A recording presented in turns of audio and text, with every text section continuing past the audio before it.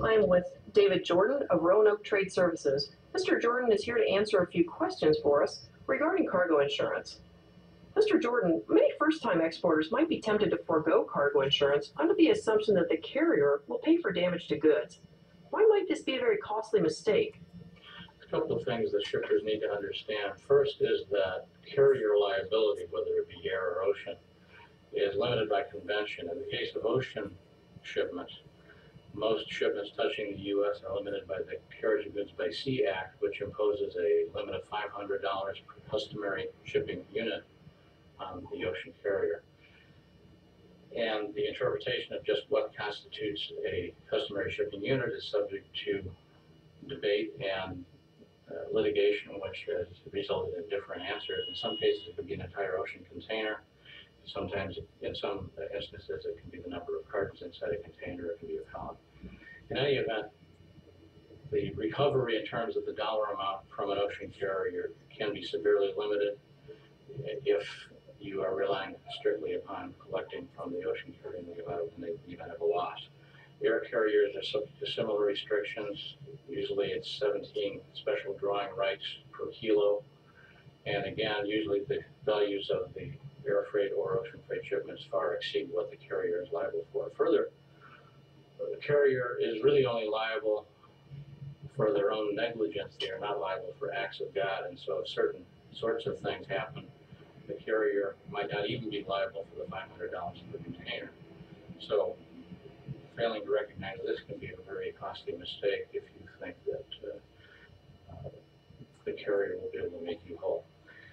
Also, there is an exposure for general average, which is a many centuries old concept in maritime law, which provides essentially that in the event of a voluntary loss that's incurred by the master of the vessel, to preserve the voyage to save the entire ship and the other cargo, will be funded proportionally by all of the interest involved in the voyage, and that would mean the owner of the ship and the owners of all the cargo. So if, for example, a fire breaks out on board a vessel and the captain of the ship decides he has to flood the hold in order to put the fire out and save the ship,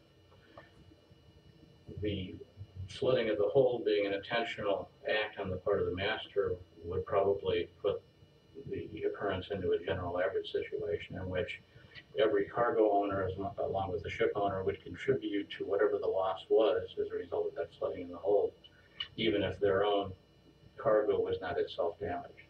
So those are things that an exporter would want to keep in mind, aside from just the general rule that trying to save a little money on insurance is probably seldom a prudent decision, because the high-end loss exposure that you have, losing the entire shipment, for example, is too great to ignore in comparison with the really low cost of insurance. Those are very good points. You had mentioned something about an act of God. Some beginning exporters may have heard of force majeure or act of God issues. Can you explain that for us a little better? Well, just as an example, say there's a typhoon in the Pacific. A number of years ago, there was a great deal of coverage in the trade journals of damage that was done to cargo and vessels, one of the most prominent of which was called the APL China, where dozens, if not hundreds, of containers were washed overboard in heavy weather.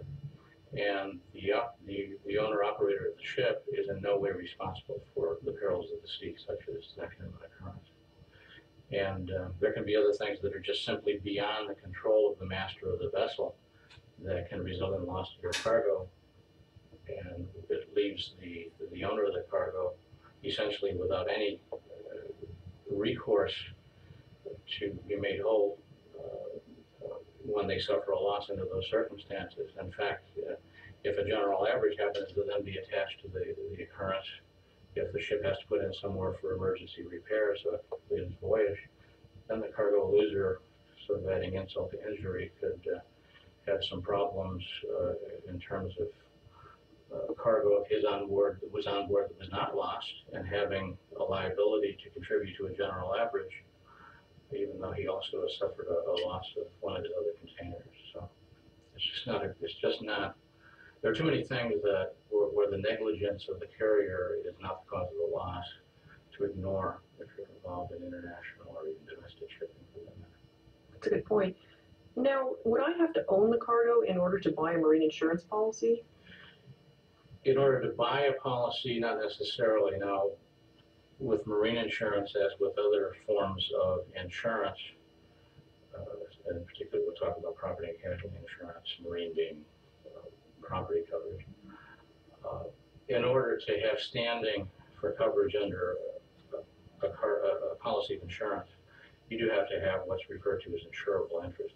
Normally, insurable interest is, that requirement is fulfilled by means of ownership of something.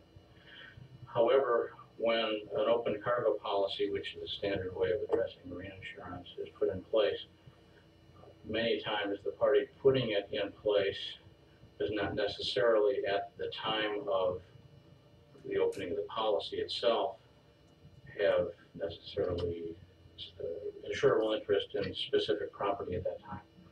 But they would, if they have an insurable interest at time of loss, then be covered by the policy. And so you don't necessarily have to have an insurable interest or ownership at the time the policy is open, but you have to at the time the loss occurs. There are also situations in which an open cargo policy is written in the name of a customs broker or freight forwarder who will never have insurable interest or ownership of the property that will be insured under the policy, but the policy is nevertheless put in place, giving them a facility to provide insurance under that policy for the actual owners, shippers or consignees of the property that is insured and is subject to the transactions with that customs broker or freight forwarder. Mm-hmm. You mentioned customs brokers and freight forwarders. Would they be involved in directing a beginning exporter on where to buy marine insurance, or basically where would one go to buy a good marine insurance policy? Well, a good place to start, and especially for a small importer or exporter, would be, in the case of importers, with a customs broker, or in the case of an exporter, with their freight forwarder. Many freight forwarders do have open cargo policies in their own name and can provide the insurance at a reasonable cost themselves, and of course do it as a part of the routine functions of handling the shipment. And those that don't usually will know where they can refer someone to a specialty insurance broker or agent, or even to give some general guidance to the shipper or the consignee as to what kinds of questions they might want to ask their own general insurance broker about obtaining cargo insurance. Okay, speaking of questions one might want to ask, what type of clauses should be included in a policy? Well, there are a lot of very standard clauses that will just as a matter of routine in the way the marine insurance business is conducted across the world, that would be included, but there are some things that every purchaser of marine insurance ought to keep in mind. First thing is you want to make sure that you have adequate conveyance limits in your policy, or that the party who's providing you, say, a customs broker or freight forwarder, has adequate conveyance limits in their policy. The reason being, if someone were to, example, buy a policy with a $500,000 vessel limit and then had a high volume of activity in a short period of time and ended up with, say, $750,000 on that one vessel, they would have a coverage deficiency. So you need to examine coverage limits, which is always good advice in any insurance that you buy. You should pay attention to what the valuation clause specifies. Normally, a valuation clause in an open cargo policy will specify that the cargo that's moved under the policy is to be declared at the C&F value, cost and freight, plus 10%. Sometimes you do encounter shippers or consignees who think maybe they can save some money on their marine insurance, and when they declare their movements to the underwriter, they might say, well, I don't think it's likely for me to have 100% loss, I'll just declare 50% of the value. What will happen in that kind of situation is that the policy will pay proportionately based on what the valuation clause required and what you actually declared. So let's say in the event of a policy that requires you to declare CNF plus 10% as an insured value. If you only declare 50% of the value, and let's just keep the math simple, say the shipment is worth $10,000 and the ocean freight is $1,000. If you only declare $5,000, then let's say that there's a $2,000 loss. Instead of recovering $2,200 under the policy like the importer or exporter would have had they complied with the valuation clause, they would only collect $1,000, which is the proportion that they really declared in comparison to what they were required to declare. So making a partial declaration is something that should be avoided, but should pay attention to what the valuation clause says. Normally it's CNF plus 10%. Consider your terms, and of course, to some extent, to a great extent, Incoterms will dictate whether or not a party in a transaction is compelled to be providing insurance. But even where, normally speaking, we'll say shipper, for example, is not required by the terms to provide insurance, they may have an exposure. For example, most open cargo policies will have a warehouse-to-warehouse clause, which essentially provides coverage from the time the goods leave the shipper's warehouse until the time the goods arrive at the consignee's warehouse. If an exporter in the U.S. is selling on terms like FOB, free on board, or FAS, free alongside, and under those terms, the title to the goods and the risks of transit transfer to the buyer at the time the goods are put alongside the ship or loaded on board, the shipper might feel they have no need for insurance, but there is an exposure to loss from the shipper's warehouse till the time the goods arrive on board or alongside the vessel. And so many times a policy holder might want to make sure that they have what's called an FOB FAS clause, which can provide insurance for their exposure during that brief part of the transit.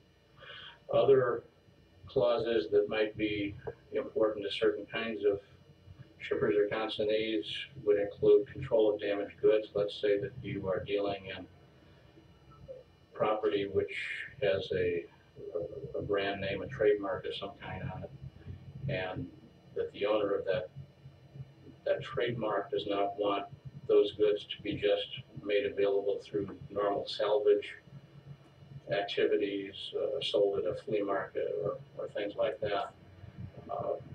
If that is a concern, then the policyholder should ask to have a control of damaged goods clause, which will give them the right, which they would not normally have, to dictate that certain things cannot be done by the underwriter if there is a loss, in terms of trying to recover part of their loss from parties that are responsible, or by way of selling property that they've taken title to because they paid a claim.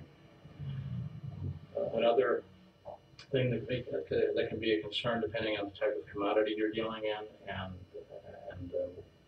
what your business is a pairs and sets clause. Normally, an open cargo policy only pays for physical loss or damage based on the value of the property that has actually been damaged.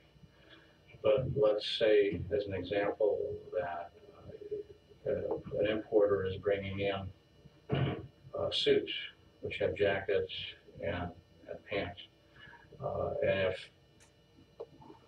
if because of the way goods are stowed, the pants become damaged and the jackets aren't, but now the jackets won't match anything else, the owner might suffer a loss of 100%, even though only 50% of the cargo, as an example, has been damaged. And so in situations like that, there are special pairs and sets clauses that apply. Another thing, if you're dealing in a high volume of property and you have an established loss history, you may want to talk to an underwriter about having a profit sharing